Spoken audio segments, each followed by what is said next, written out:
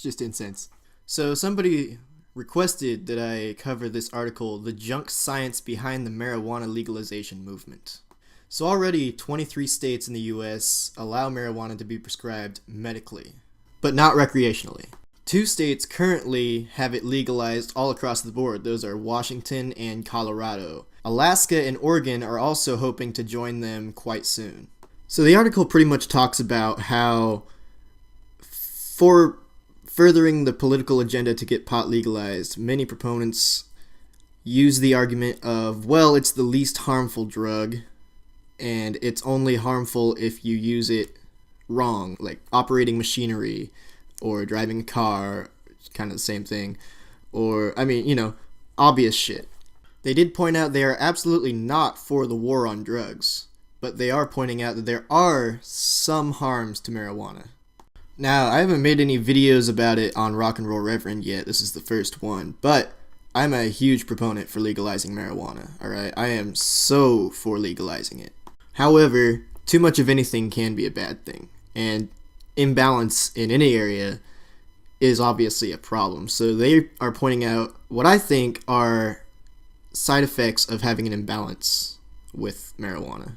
By the way, these are all according to recently released comprehensive review of 20 years of scientific literature from Wayne Hall, who advises the World Health Organization on addiction and runs the University of Queensland's Center for Youth Substance Abuse Research.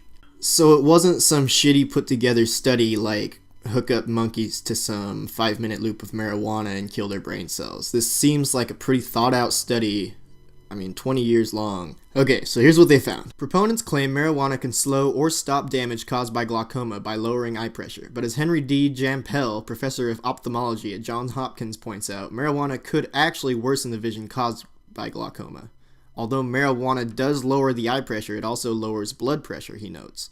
Lower blood pressure could result in reduced blood supply to the optic nerve, which in turn might harm the optic nerve. So that's something. I don't have glaucoma, but that's something, I guess. This part's a little bit more interesting. Beyond the medical applications, legalization proponents argue that marijuana should be available for recreational use because it's harmless and not addictive. But the active ingredient in marijuana, THC, is a powerful psychoactive ingredient that can cause hallucinations or delusions and interfere with the way the brain makes and stores memories.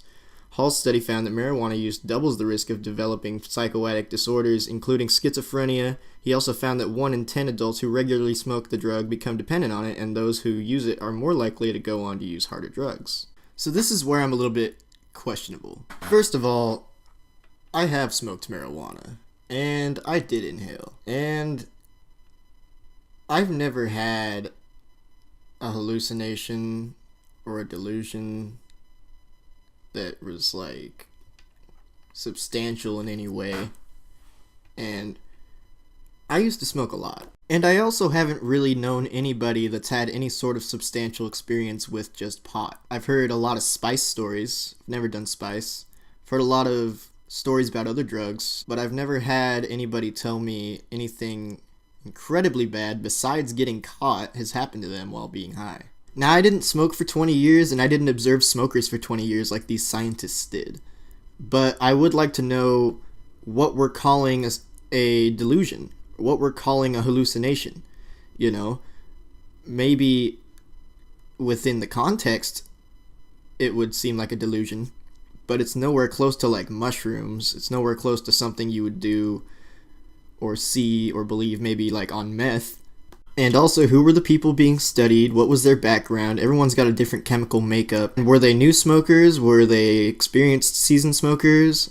All this kind of comes into play, and it didn't really cover that in the article. As far as developing schizophrenia or psychoatric disorders, I can't say, because I didn't smoke long enough to get schizophrenia. Maybe that could be, but I don't think so. There are a lot of people that smoke marijuana, regardless of whether it's legal, especially nowadays.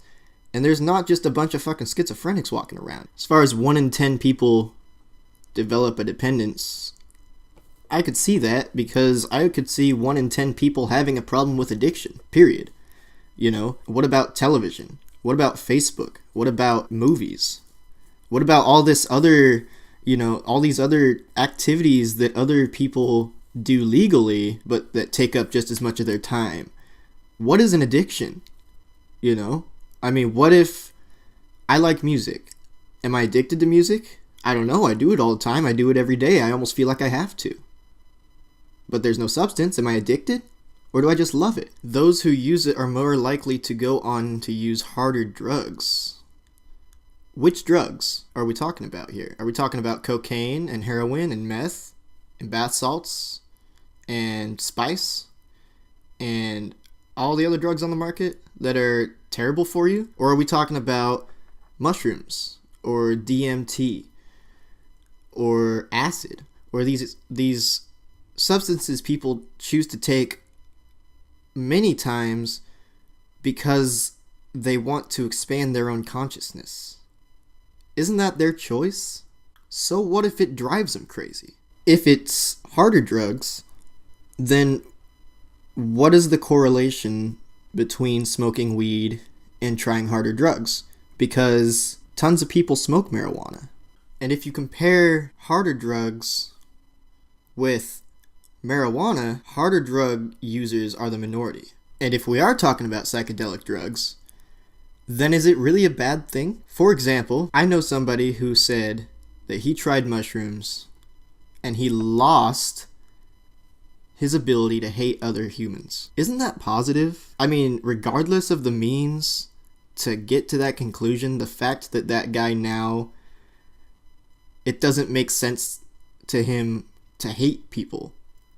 Isn't that a positive effect? And maybe the reason that people are trying these psychedelic drugs after trying marijuana is because they found out they were lied to about marijuana in the first place, which is kind of hard to bring the case that harder drugs are bad for you as well, especially to teens. Teens say, "Oh, you lied to me about marijuana. Well, what'd you say about cocaine?"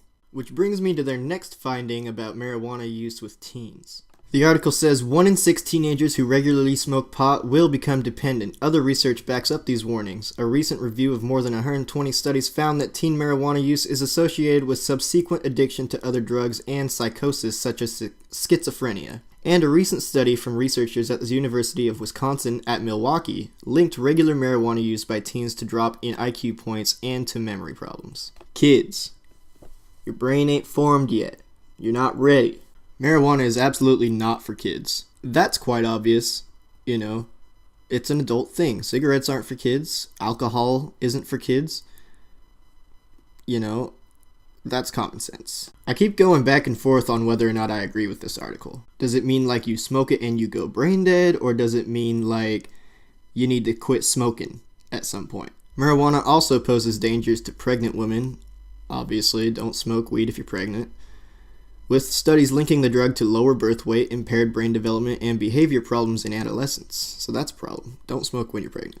The article says, while proponents of legalization point out that it's impossible to overdose on cannabis, that doesn't mean there aren't any instances of marijuana-related deaths, obviously. A handful of deaths in Denver were tied to edible marijuana use this year, not to mention the increased risk of fatal car accidents due to drivers impaired by marijuana.